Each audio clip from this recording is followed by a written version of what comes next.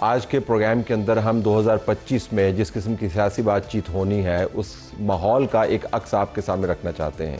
امید یہ ہے کہ سیاستدان اپنے ماضی سے سبق سیکھیں گے، 2024 سے ہو یا 2014 سے ہو، اور 2025 کو مختلف بنانے کی کوشش کریں گے۔ خدشہ یہ ہے کہ 2025-2024 کا ایگریویٹڈ ریپیٹ ہوگا، لہٰذا میں نے اپنی کرسی کو جانتے بوجھتے ہوئے سیاستدانوں سے پرے رکھ لیا ہے تاکہ کہیں یہ الزام نہ لگے، جو کہ ہمارے ایک پارٹیسپنٹ معتبر ان کا تعارف میں بھی کرواتا ہوں ہم پر لگاتے ہیں، کہ ہماری کاروباری مجبوری ہے کہ ہم لوگوں کو لڑوا کے آئی بالز لیتے ہیں۔ تو میں تو پرے ہو کے بیٹھ گیا ہوں، اب میں نے میدان چھوڑ دینا ہے 3 سیاستدانوں پر جو اپنی اپنی پارٹی کے بہترین نمائندہ ہیں، سینئر بھی ہیں، اور ہم جاننا چاہیں گے کہ 2025 میں کس قسم کی بات چیت کا ماحول مائنس میڈیا ایگریویٹنگ دا سچویشن وہ کریٹ کریں گے۔ ہمارے پاس رانا ثناء اللہ خان صاحب موجود ہیں، وزیر اعظم کے مشیر برائے سیاسی و عوامی امور، ان کا شکریہ۔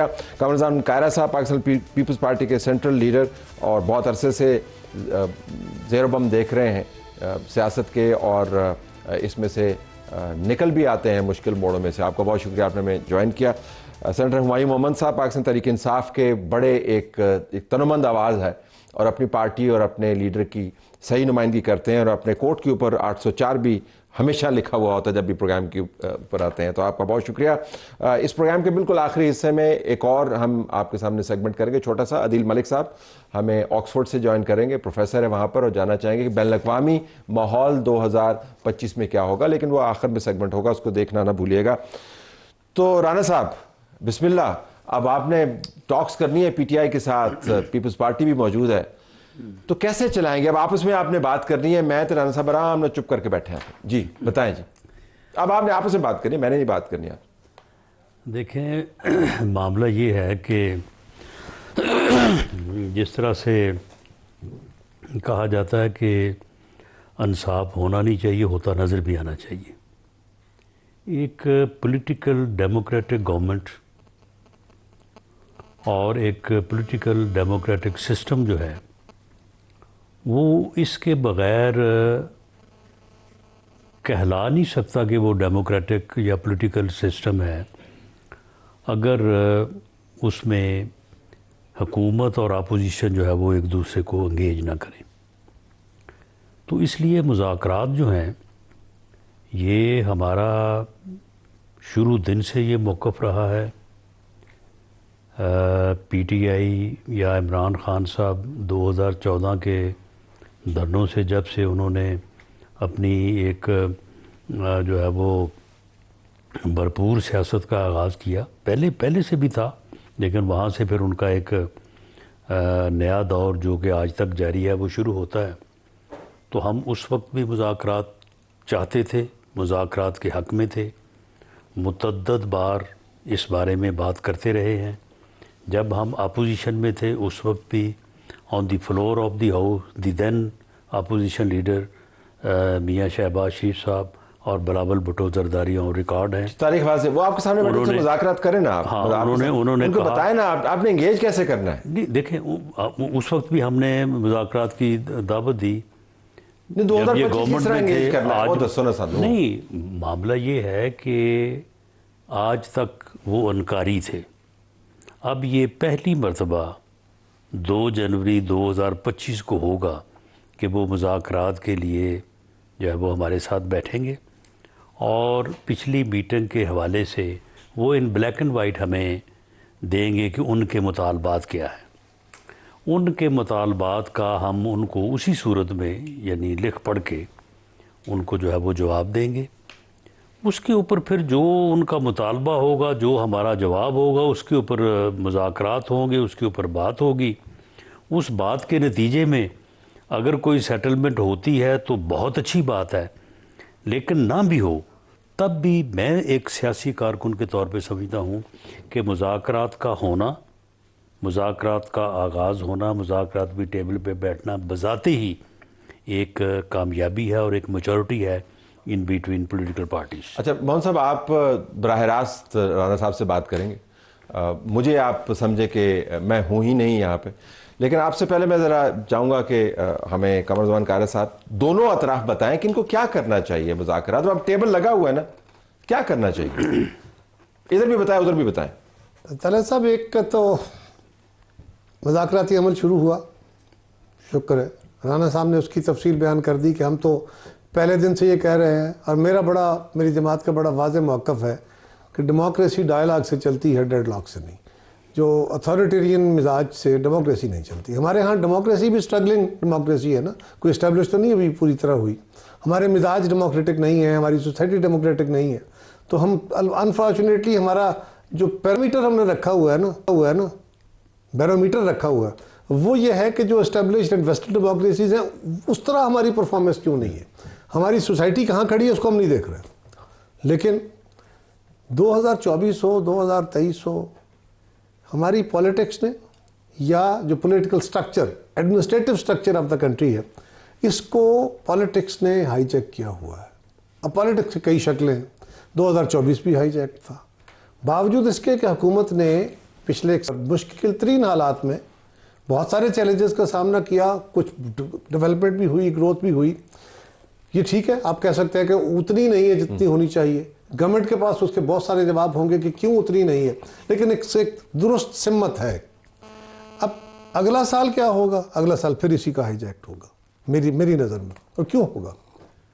اگر تو یہ ہوا کہ یہ جو اس وقت گورنمنٹ اپوزیشن مذاکرات ہیں اس کے کوئی سکسیسفل نتیجہ نکل آئے اور گورنمنٹ اور اپوزیشن میں کچھ ٹھنڈ ہو جائے, تو پھر ہم گریجولی پولیٹیکل پروسیس کے اندر کچھ سپیس لے سکتے ہیں. ایک ادھر ہی رک جائیں, یہ بات ہے نا, اس کو کروانے کے لیے کیا کرنا ہے؟ ذرا دو جملے ان کو بتا رہے ہیں, انہوں نے کیا کرنا ہے, انہوں نے کیا کرنا ہے. ان دونوں کو چھوڑیے, ان دونوں نے تو اپنے پوائنٹس دینے نا. ویسے میں بھی اس میں شامل ہوں کیونکہ میری جماعت بھی حکومت کا ساتھ دے رہی ہے, لیکن میں یہاں پہ اپنے طور پہ اپنی رائے آپ کو یہ دوں گا کہ ان دونوں نے تو اپنے ایجنڈاز کے ساتھ کھیلنا ہے. ہاں, ایک اچھا جذبہ گورنمنٹ کی طرف. میرا اور آپ کا کام کیا ہے, سول سوسائٹی کا کام کیا ہے کہ ہم ان دونوں اطراف کے اوپر ایک مثبت دباؤ رکھیں. تو مثبت دباؤ دیں نا ان پہ. میں نے عرض کیا نا, مثبت دباؤ بڑھائیں کہ یہ وہ مطالبہ نہ کرے جو حکومت پورا نہ کر سکے, ٹھیک, اور حکومت کوئی ایسا بہانہ نہ بنائے کہ یہ کام کر سکتی ہے اور نہ کرے. اس جذبے کا اگر ہم نے دباؤ سوسائٹی کا دباؤ رکھا تب یہ کریں گے, ورنہ ان کے لیے اپنے پوائنٹ سے ہٹنا اور ان کے لیے اپنی سپیس چھوڑنا کافی مشکل ہوگا. جی مولانا صاحب, آپ کو مجھے ریفر کرنے کی ضرورت نہیں ہے, اب آپ کے سامنے مشورہ بھی موجود ہے اور اوپننگ بھی موجود ہے رانا صاحب. اور ویسے جس دباؤ کی بات کی ہے نا قاہرہ صاحب نے, یہ دباؤ ویسے آپ بھی رکھ سکتے ہیں. اگر آپ اس طرح سے ایک سائٹ پہ بیٹھ کے جو ہے وہ طنزیہ انداز میں جو ہے, کمال ہو گیا, میں نے آپ کو سپیس دی ہے. یہ کوئی نیڑے آئیے پھر مسئلہ ہے, دور جائیے پھر مسئلہ ہے. یہ کوئی سپیس نہیں ہے. قریب کے جملے قابل قبول اگر نہیں, آپ دور کا یہ طنز مثبت دباؤ اگر آپ رکھیں, آپ سے مراد میڈیا. ہاں میڈیا, میں نے میڈیا کا کہا نا جی کہ آپ سے مراد میڈیا. ہم نے تو کاروباری مجبوری بھی اپنی ختم کر دی, ہم نے ریٹنگ کے لیے. اب آپ بات کریں جی آپس میں ذرا. بسم اللہ الرحمن الرحیم. ایاک نعبد و ایاک نستعین. دیکھیں, ڈائلاگ کرنے کے لیے سب سے پہلے دو چیزیں امپورٹنٹ ہیں. ایک ول, کہ آپ کیا واقعی چاہتے ہو کہ ڈائلاگ ہو جائے, بیکاز ویئر دیر از اے ول دیر از اے وے. ٹھیک, اگر ہمارا دل ہے کہ ہم نے راستہ تلاش کرنا ہے تو آپ راستہ تلاش کر لو گے. اگر آپ کا دل نہیں ہے راستہ تلاش کرنے میں تو وہ کہتے ہیں کہ پھر باتیں ہزار ہیں. اگر دل ہی نہ چاہے تو باتیں ہزار ہیں. دل ہے آپ کے خیال میں؟ نہیں, میں آپ کو ایک جنرل پرنسپل بات بتا. جنرل پرنسپل میں اپنے دونوں سینئر پولیٹیشینز کے ساتھ ڈسکس کر رہا ہوں. وہ کیا ہے کہ بعض دفعہ ہوتا ہے نا, وہ کہتے ہیں کہ قاصد کے آتے آتے ایک اور خط لکھ رکھوں, مجھ کو معلوم ہے وہ کیا لکھیں گے جواب میں. ٹھیک ہے. اور آئنسٹائن کہتا ہے کہ اگر ہم ایک غلط کام کرنے کے بعد جو نتیجہ نکلتا ہے, اور اگر ہم وہ غلط کام بار بار کریں گے تو اس سے کوئی دوسرا نتیجہ نکالنے کی خواہش میں ہم سے بڑا کوئی بیوقوف نہیں ہے. الٹیمیٹ ڈیفینیشن آف میڈنس یہی ہے. میڈنس ہے. ٹھیک ہے. اب تھوڑا سا ہم اپنے ارد گرد کے جو ممالک ہیں جو ہمارے ساتھ ہیں, جو ہمارے ساتھ یا ہمارے بعد آزاد ہوئے تھے, اور ہم ان کو اور اپنے آپ کو کر کے دیکھ لیں کہ ہم پہلے کہاں تھے فائنینشلی اور ہر لحاظ سے, حالانکہ ہمارے میں غلطیاں تھیں, اور آج ہم کہاں ہیں. اس کی وجہ یہ کہ ہمارا مائنڈ سیٹ نہیں چینج ہوا. پاکستان میں جو پولیٹیکل مائنڈ سیٹ ہے, چاہے وہ تھرو نان پولیٹیکل فورسز ہے یا تھرو پولیٹیکل فورسز ہے which are basically non political way of thinking. اس کی وجہ سے بیسک پرابلم ہے. اس مائنڈ سیٹ کو جب آپ تک نہیں چینج کریں گے, جیسے کہتے ہیں if you change your thoughts you will change your world. یہ تو پھر سارا ہماری زندگی اسی میں چلے جائے گی. مائنڈ سیٹ چینج ہوتے اور 2 تاریخ لگی ہوئی ہے ڈاکٹر صاحب, اس کے اوپر ٹیبل لگا ہوا ہے, بندے بیٹھے ہوئے ہیں, ڈیمانڈ دیں. دیکھیں مائنڈ سیٹ یہ ہے, میں آپ کو سمپل سی بات, مائنڈ سیٹ ہمیں یہ کام کرنا ہے کہ اگر میں ایک غلطی کرتا ہوں اور میں youngest of all the politician ہوں, میں غلطی کرتا ہوں, سو بجائے اس کے کہ یہ سینئر پولیٹیشنز جو اس غلطی کو 2-3 دفعہ دہرا کے اس کو بھگت چکے ہیں, ٹھیک, تو ان کو بجائے اس کے کہ مجھ سے لڑنے کے, ان کو میرے ساتھ اگر میں نہ بھی بیٹھنا چاہوں, میں ذرا ضدی ہوں, نہ بھی بیٹھنا چاہوں, ان کو چاہیے کہ یہ اس کام کو نہ ریپیٹ کرے جو انہوں نے پہلے ریپیٹ کیا تھا. وہ کہتے ہیں everybody deserves a second chance. ٹھیک ہے, ہر چیز ہے.